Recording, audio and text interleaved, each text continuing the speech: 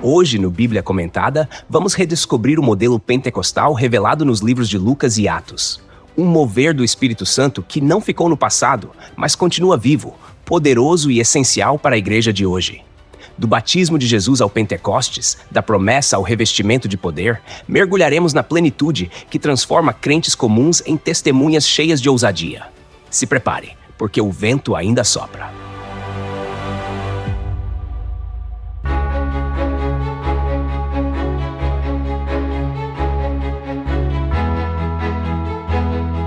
O Evangelho segundo Lucas é como uma sinfonia, onde o maestro é o Espírito Santo. Desde o começo, esse evangelho mostra que nada do que se desenrola ali é apenas humano ou casual. A pena de Lucas, médico, historiador e companheiro de Paulo, é guiada por alguém que entendeu que a vida e ministério de Jesus não podiam ser contados sem se revelar o papel ativo e constante do Espírito de Deus em tudo. Desde o início, Lucas aponta que o Espírito Santo age nas promessas, nos sinais e nos personagens da história da redenção. Zacarias, Isabel, João Batista, Maria, Simeão e Ana. Todos eles aparecem sob influência direta ou indireta do Espírito. Maria, ao receber a notícia de que conceberia o Salvador, ouve que isso se daria porque o Espírito Santo viria sobre ela e o poder do Altíssimo a envolveria com a sua sombra. Lucas capítulo 1, versículo 35. O nascimento virginal de Jesus, portanto, já era uma obra do Espírito. Ou seja, o mesmo Espírito que pairava sobre o caos em Gênesis capítulo 1, agora paira sobre Maria para dar início à nova criação em Cristo. O Espírito Santo também se manifesta de forma concreta no batismo de Jesus. Lucas capítulo 3, versículos 21 e 22, narra que, ao ser batizado, enquanto orava, os céus se abriram, e o Espírito Santo desceu sobre ele em forma corpórea como pomba, e uma voz vinda do céu declarou: "Tu és meu filho amado, em ti me agrado." Aqui está a Trindade inteira em ação. O Pai que fala, o Filho que ora e se entrega e o Espírito que unge. A unção não é meramente simbólica, ela é funcional. É autorização e capacitação para a missão messiânica. Jesus não inicia seu ministério por força própria, mas impulsionado, guiado, sustentado e capacitado pelo Espírito. Logo depois, em Lucas capítulo 4, é dito que Jesus, cheio do Espírito Santo, voltou do Jordão e foi levado pelo mesmo Espírito ao deserto. Ali, ele enfrentaria Satanás com a única arma que o Espírito afia em nossas mãos: a Palavra de Deus. Ele não se defende com gritos ou milagres, mas com verdades eternas. Isso já nos ensina algo essencial. O batismo no Espírito não nos isenta de lutas. Ao contrário, nos leva diretamente ao campo de batalha, mas nos equipa para vencê-las. A presença do Espírito não elimina o deserto, mas garante a vitória dentro dele. Mais adiante, quando Jesus começa sua vida pública, entra na sinagoga de Nazaré, sua cidade, e lê o rolo do profeta Isaías. As palavras que ele proclama são o coração de sua missão. O Espírito do Senhor está sobre mim, porque me ungiu para evangelizar os pobres, enviou-me para proclamar libertação aos presos, restauração da vista aos cegos, para pôr em liberdade os oprimidos. Lucas capítulo 4, versículo 18. Repara só, ele não apenas veio com autoridade, ele veio com unção. A unção do Espírito não é para ostentação, mas para libertação. Não é para prestígio, mas para serviço. Não é para glória humana, mas para socorro divino aos quebrantados. A narrativa de Lucas é intencional. Não há pressa. Ele vai construindo uma trilha até Atos. Aliás, Atos é a continuação dessa história, como um volume 2 da mesma obra. É por isso que alguns estudiosos tratam Lucas Atos como uma só unidade literária. E se no Evangelho vemos o Espírito operando em Cristo, em Atos veremos esse mesmo Espírito operando através da Igreja, o corpo de Cristo. Atos capítulo 1, versículo 8, é a ponte entre essas duas fases. Jesus diz aos discípulos: "Mas recebereis poder ao descer sobre vós o Espírito Santo, e sereis minhas testemunhas tanto em Jerusalém como em toda a Judeia e Samaria e até os confins da terra." Aqui não é apenas promessa, é estratégia. O Espírito virá com um propósito: empoderar para o testemunho. Esse poder não é apenas para falar em línguas, é para proclamar com ousadia a mensagem de um Cristo crucificado e ressurreto. A geografia da missão é alargada. Começa no lugar de origem, passa pelos arredores e alcança os gentios, os que estão longe. O Espírito é o motor da expansão do reino. Em Atos capítulo 2, versículos de 1 a 4, esse poder explode sobre os 120 reunidos no cenáculo. Estavam todos juntos, em unidade de espírito, aguardando a promessa. De repente, do céu veio um som como de um vento impetuoso e encheu toda a casa onde estavam assentados. Línguas repartidas, como de fogo, pousaram sobre cada um deles. Todos ficaram cheios do Espírito Santo e passaram a falar em outras línguas, conforme o Espírito lhes concedia que falassem. Repara nisso: som do céu, vento, fogo e línguas. Tudo isso remonta a imagens do Sinai, da criação e das manifestações teofânicas do Antigo Testamento. O som como de vento lembra Gênesis capítulo 2, versículo 7, o sopro de Deus que dá vida ao homem. O fogo remete à sarça ardente e ao monte fumegante. As línguas apontam para uma reversão do juízo de Babel, onde Deus confundiu as línguas, e agora, pelo Espírito, as línguas são compreendidas. É um novo começo. Lucas 3, versículo 16 já antecipava isso. João Batista dizia: Eu vos batizo com água, mas vem aquele que é mais poderoso do que eu. Ele vos batizará com o Espírito Santo e com fogo. Este batismo é o que acontece no Pentecostes. Não apenas uma experiência emocional, mas uma imersão total em uma presença que transforma, capacita e empurra a igreja para fora dos muros da espera. Atos capítulo 2, versículos 2 e 3, enfatiza que esse mover do Espírito foi visível, audível e coletivo. Não foi subjetivo, nem escondido. Não foi reservado a um grupo especial. Era para todos os que estavam ali. E não terminou naquele dia.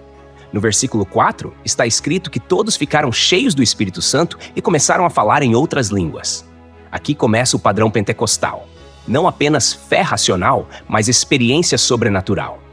A manifestação inicial, visível e audível do batismo com o Espírito, foi o falar em outras línguas. E esse padrão se repetirá. Lá em Atos capítulo 10, versículo 46, quando Pedro prega na casa de Cornélio, os gentios recebem o Espírito e falam em línguas e glorificam a Deus. E em Atos capítulo 19, versículo 6, Paulo impõe as mãos sobre discípulos em Éfeso e eles falam em línguas e profetizam. Note o detalhe. Não é só repetição do fenômeno, é a mesma experiência para diferentes povos, contextos e momentos. É universalidade, é continuidade. Atos capítulo 2, versículos 17 ao 20, trazem a profecia de Joel confirmada. Nos últimos dias, diz Deus, derramarei do meu espírito sobre toda a carne. Toda a carne. Homens, mulheres, jovens, velhos, servos, livres, o espírito rompe as barreiras sociais, culturais e de gênero. Isso é radical para a época. E mais, sinais no céu e na terra acompanham esse derramar. Isso significa que o batismo no espírito não é uma bênção individualista. Ele tem impacto cósmico e escatológico, aponta para a vinda gloriosa do Senhor. Mas qual é o modelo pentecostal que brota de Lucas Atos e que permanece válido para hoje? Primeiro, é um modelo cristocêntrico. O Espírito não age de forma independente, ele exalta Jesus. Ele capacita os crentes para testemunhar de Cristo e não para promoverem experiências místicas desconectadas da missão.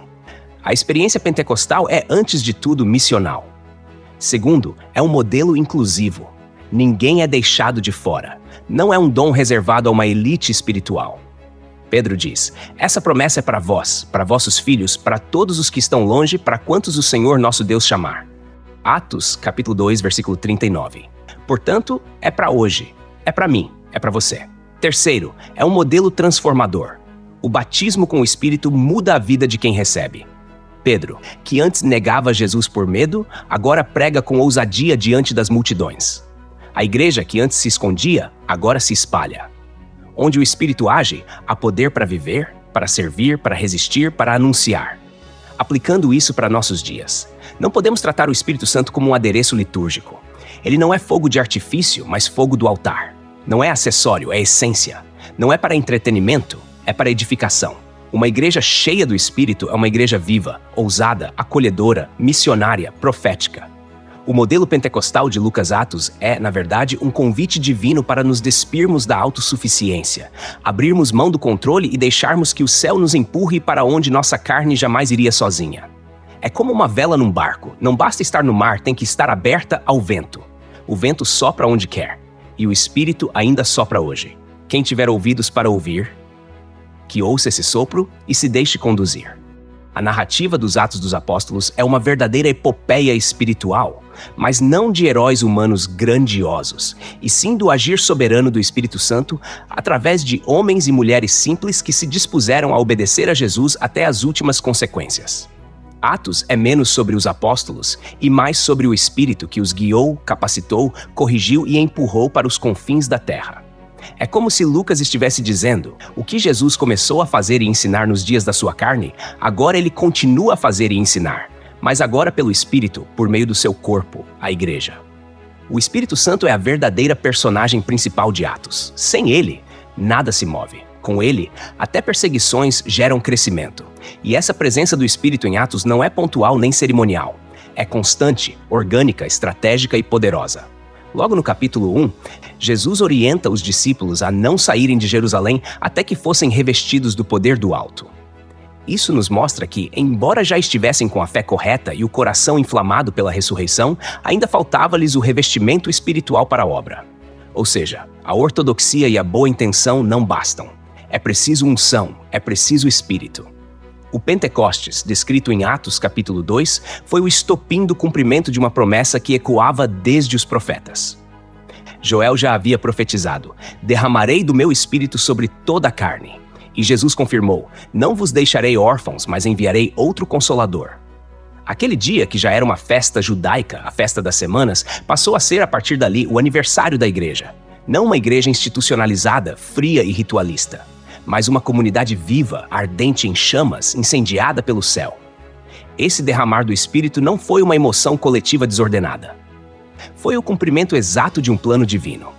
O som como de um vento impetuoso, as línguas repartidas como de fogo e os discípulos falando em línguas conforme o Espírito concedia.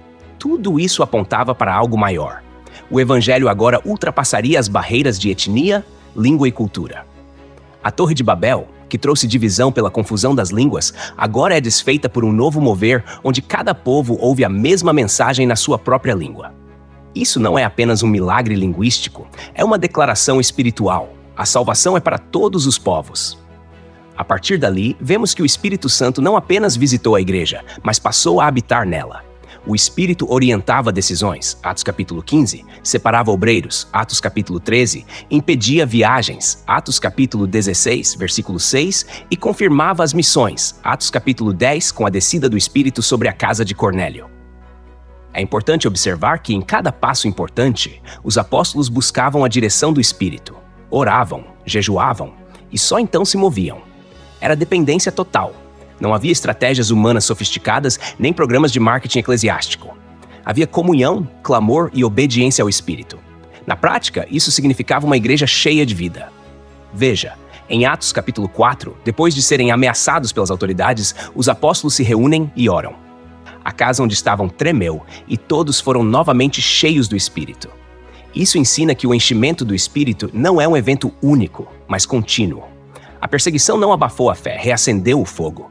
E esse fogo era notado. Os crentes viviam unidos, partilhavam tudo, vendiam propriedades para ajudar os necessitados, louvavam a Deus com alegria e sinceridade. E o mais lindo, o Senhor acrescentava à igreja dia após dia os que iam sendo salvos. A promessa do Espírito não se limitou àquele grupo do cenáculo. Em Atos capítulo 8, o Espírito se manifesta entre os samaritanos. Em Atos capítulo 10, entre os gentios. Em Atos capítulo 19, entre os efésios. Isso mostra que o plano de Deus era, desde o início, incluir todos. Isso quebra barreiras culturais, religiosas, sociais. O Espírito iguala todos diante de Deus, judeus e gentios, escravos e livres, homens e mulheres, jovens e anciãos. A igreja de Atos é a resposta viva à oração de Jesus em João capítulo 17, para que todos sejam um. Agora, sobre a expansão da igreja primitiva, é fundamental destacar que ela não foi fruto de conforto, mas de crise. A perseguição que começa com Estevão, lá em Atos capítulo 7, espalha os discípulos por todas as regiões. O que parecia uma tragédia foi, na verdade, o empurrão divino para o cumprimento de Atos capítulo 1, versículo 8. A missão não era ficar em Jerusalém, era ir até os confins da terra. Deus usou até a dor para que o evangelho se multiplicasse. Foi assim que Filipe chegou a Samaria. Foi assim que Pedro chegou a Cesareia. Foi assim que Paulo, antes Saulo, foi alcançado no caminho de Damasco. E a conversão de Paulo foi talvez o maior divisor de águas da história da missão cristã. Através dele, o Espírito Santo levou o evangelho às cidades, aos filósofos gregos, aos soldados romanos, aos governantes. Em cada viagem missionária, Paulo ia onde o Espírito mandava. E quando tentava ir por conta própria, o Espírito o impedia, como no caso da Frígia e da Galácia. É interessante notar como o Espírito não apenas manda pregar, mas também prepara o terreno. Em Atos, capítulo 16, Paulo vê, numa visão, um homem da Macedônia dizendo: "Passa a Macedônia e ajuda-nos." Ele obedece, e ali em Filipos nasce a primeira igreja da Europa. Uma mulher chamada Lídia é convertida. Uma jovem possessa é liberta. Um carcereiro e sua casa são salvos. Tudo isso sob direção do Espírito. A igreja primitiva não crescia apenas em número, mas em profundidade. Ela se reunia nas casas e no templo, ensinava com firmeza a palavra, disciplinava com rigor, servia aos pobres e mantinha a chama do Espírito acesa. Não havia espaço para o orgulho, para o estrelismo ou para o comodismo. Cada membro tinha seu papel. Cada reunião era um mover.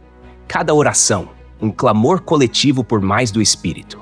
Historicamente falando, os Atos dos Apóstolos se desenrolam num mundo dominado por Roma, uma potência militar e política que exigia adoração ao imperador. A pregação de que Jesus é o Senhor era, portanto, um ato subversivo. Era mais que uma fé pessoal, era uma contracultura. Por isso, ser cheio do Espírito naquele contexto era ter coragem para morrer, se necessário. E muitos morreram. Estevão, Tiago e, mais tarde, muitos outros. Mas o sangue dos mártires foi semente de avivamento. Na verdade, essa é a lógica do reino. Quanto mais tentam calar, mais a voz do Evangelho ecoa. O Espírito Santo transforma a cruz em trono, a prisão em púlpito, o sofrimento em glória. A história da igreja primitiva é a história de um povo que preferiu ser fiel a ser popular, que preferiu ser perseguido a ser acomodado, que escolheu obedecer ao Espírito, mesmo que isso custasse tudo. Aplicando para hoje, precisamos reconhecer: o mesmo Espírito que agiu em Atos continua disponível. O modelo de Atos não é uma relíquia de museu, é o padrão divino para a igreja de todos os tempos. Precisamos de igrejas cheias do Espírito e não apenas cheias de estratégias. Precisamos de líderes sensíveis à voz do Espírito e não apenas habilidosos em retórica. Precisamos de membros que não apenas frequentem cultos, mas que vivam cheios do Espírito no cotidiano, no trabalho, na família, na escola, nos relacionamentos. O Espírito Santo não mudou. A promessa não caducou. A missão não terminou. E se quisermos ver um novo Pentecostes, não basta pedir. É preciso estar onde os discípulos estavam, em oração, em unidade, com corações sedentos e olhos voltados ao céu. Porque quando o céu se abre, a terra se transforma. E se o Espírito ainda sopra, e ele sopra, a igreja ainda pode arder, ainda pode avançar, ainda pode impactar o mundo. Quando falamos sobre o modelo pentecostal para a igreja de nossos dias, não estamos nos referindo a um estilo de culto, a uma estética de adoração, nem a uma marca denominacional específica. Estamos falando de um padrão bíblico, escancaradamente presente em Lucas e Atos, que revela o desejo de Deus de ter uma igreja cheia do Espírito, capacitada com poder do alto, marcada por sinais visíveis da presença divina e conduzida pela plenitude do Espírito para transformar o mundo. Esse modelo não está ultrapassado, nem é opcional. Ele continua sendo o plano original de Deus para um povo que deseja fazer diferença numa geração cada vez mais fria, cética e perdida. A expressão revestimento de poder do alto, usada por Jesus em Lucas capítulo 24, versículo 49, aponta para algo mais do que o novo nascimento. Revestir é colocar por fora o que já existe por dentro. Um crente regenerado já tem o Espírito habitando nele, mas o revestimento fala de um transbordar que impacta, que se manifesta, que não se contém. É a diferença entre ter o Espírito para a salvação e ser tomado pelo Espírito para o serviço. Esse revestimento foi o que os discípulos experimentaram em Atos capítulo 2. Eles já criam em Jesus, já haviam se encontrado com o Cristo ressurreto, mas ainda não estavam prontos para a missão. Foi necessário esperar, buscar, aguardar até que do alto viesse o que nenhum esforço humano pode produzir. O interessante é que Jesus não disse: vocês receberão estratégias, vocês receberão influência, ou vocês receberão carisma. Ele disse: vocês receberão poder. E esse poder não era para impressionar, mas para testemunhar. Isso quebra a ideia equivocada de que o batismo com o Espírito é um fim em si mesmo. Ele é um meio para proclamar Jesus com ousadia, para viver com santidade, para operar com autoridade espiritual diante de um mundo tomado pelas trevas. Esse revestimento não era silencioso nem subjetivo. Ele veio acompanhado de um sinal externo, perceptível, o falar em outras línguas, como descrito em Atos capítulo 2, versículo 4. todos foram cheios do Espírito e começaram a falar em outras línguas, conforme o Espírito concedia. Essa manifestação visível do batismo com o Espírito é o que chamamos de evidência inicial.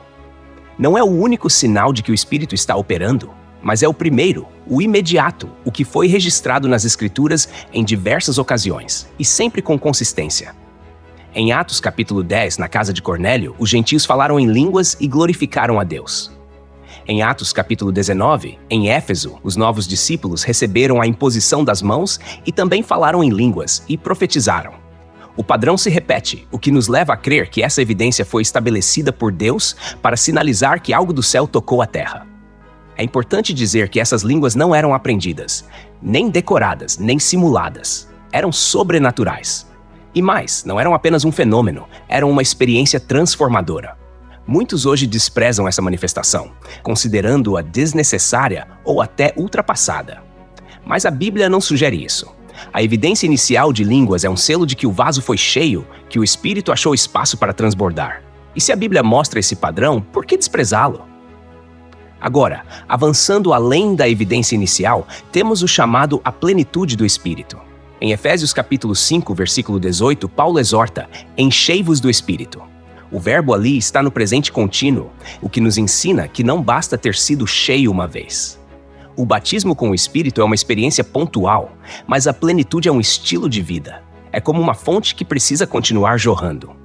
Ser cheio do Espírito é viver sensível à voz do Espírito. É buscar comunhão diária com Deus. É frutificar com mansidão, domínio próprio, amor, paz, fé, bondade. É também estar disponível para os dons, sejam eles profecia, discernimento, cura, palavra de sabedoria ou milagres. A plenitude não se limita a falar em línguas, ela se expressa no caráter, nas atitudes, no testemunho público e nas ações privadas.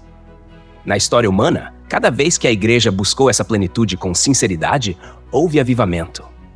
Podemos lembrar do movimento da Rua Azusa no início do século XX, nos Estados Unidos, onde homens e mulheres de diferentes raças, idades e origens se reuniam num galpão em Los Angeles para orar, jejuar, clamar e esperar o Espírito.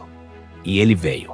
E quando veio, vieram também as línguas, os sinais, os milagres e uma paixão por missões que cruzou oceanos. Foi dali que surgiram muitas das denominações pentecostais que hoje se espalham pelo mundo. E mais importante do que os rótulos dessas igrejas foi a essência. Gente simples, sedenta, convencida de que a promessa de Atos era para os seus dias também. A plenitude do Espírito é a resposta de Deus para uma igreja que perdeu o vigor, que se institucionalizou demais e se espiritualizou de menos. É possível ter boa liturgia e não ter unção. É possível ter excelentes sermões e não ter quebrantamento. É possível lotar templos e não mover o céu. Mas quando a igreja volta a buscar o Espírito, as cadeias caem. Os corações endurecidos se rendem, as famílias se restauram e os dons se manifestam. Aplicando isso para hoje, o revestimento de poder do alto não é algo que se compra, nem algo que se aprende em seminário. Ele vem com oração, com consagração, com sede por mais de Deus. E quando ele vem, muda tudo. As línguas, como evidência inicial, continuam válidas e disponíveis. Não são sinal de superioridade, mas de entrega. Não são um fim, mas um começo. E a plenitude do Espírito é o combustível para uma fé viva, para uma vida santa e para uma igreja relevante. Não dá para ser igreja do Novo Testamento sem o mesmo Espírito que encheu o Novo Testamento. E esse Espírito não mudou. Ainda unge, ainda fala, ainda opera, ainda se move. O modelo pentecostal não é um luxo, é uma necessidade. É a resposta de Deus para uma geração que quer ouvir não apenas palavras, mas ver poder. Não poder humano, mas poder do alto. Que o mesmo Espírito que moveu Jesus, que encheu os discípulos, que incendiou os séculos, possa, mais uma vez, nos revestir, nos encher e nos mover para cumprir tudo aquilo que o céu ainda deseja realizar através da sua igreja. Hoje no Bíblia Comentada, mergulhamos juntos no coração ardente do Evangelho segundo Lucas e do livro de Atos dos Apóstolos para redescobrir o modelo pentecostal que Deus sonhou para a sua igreja. Não apenas para os dias dos discípulos, mas para os nossos também. Caminhamos pela narrativa, onde o Espírito Santo não é um coadjuvante discreto, mas o protagonista que guia, capacita, reveste, consola, fala e envia. Vimos como Jesus, cheio do Espírito, enfrentou o deserto, anunciou boas novas aos quebrantados e inaugurou um reino que não é feito de palavras apenas, mas de poder. Percorremos os ventos do Pentecostes, quando línguas como fogo desceram sobre aqueles que esperavam com fé e fome. Testemunhamos como o mesmo Espírito rompeu fronteiras, alcançou judeus, samaritanos, gentios, autoridades e escravos, formando um só corpo, uma só igreja, uma só missão. A promessa feita por Joel e reafirmada por Jesus não ficou engavetada no passado. Ela continua viva, pulsante, disponível. Para mim, para você, para todos quantos o Senhor nosso Deus chamar. Aprendemos que o revestimento de poder do alto não é luxo espiritual, mas a armadura celestial. Que as línguas como evidência inicial não são o fim, mas o sinal de um novo começo. E que a plenitude do Espírito é mais que uma experiência, é um estilo de vida, uma entrega contínua, uma disposição constante de ser vaso cheio para transbordar onde Deus quiser. Hoje, mais do que nunca, precisamos de uma igreja cheia do Espírito, que não negocia a santidade, que não troca a cruz pelo aplauso, que não substitui o altar pelo palco. Uma igreja que ora com lágrimas, que prega com paixão, que vive com propósito. O modelo pentecostal de Lucas e Atos não é uma lembrança nostálgica, é um chamado urgente. Que cada coração que ouviu este comentário seja incendiado por esse clamor. Senhor, enche-nos de novo. Porque, enquanto houver um sopro do Espírito disponível, haverá esperança de transformação. Enquanto houver um crente disposto a esperar em Jerusalém, haverá Pentecostes para incendiar o mundo. E se o Espírito ainda sopra, e ele sopra, que sejamos nós as velas abertas, prontas para navegar no vento do céu. Até o próximo encontro aqui no Bíblia Comentada. Que o Espírito Santo te envolva com graça, te encha de poder e te leve a viver o Evangelho com paixão e verdade.